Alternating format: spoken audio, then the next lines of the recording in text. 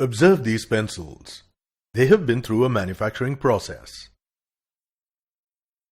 And now, the company wants to imprint its brand logo around the pencil at a point which divides the pencil in the ratio of 3:2.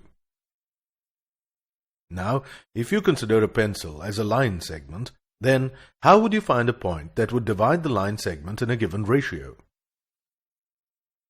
Let's say segment PR of length 7.8 centimeters is to be divided in the ratio 3:2. What this means is that if segment PR is divided into 5 equal parts, which is the sum of 3 and 2, then we mark a point on the segment that divides the segment in the given ratio. If we were to divide segment PR into 5 equal parts, then the distance between two consecutive points would be 1.56 centimeters.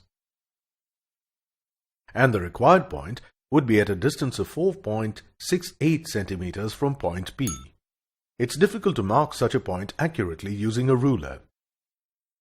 So, we could mark the point at 4.7 centimeters from P, and that point would approximately divide line segment PR in the given ratio.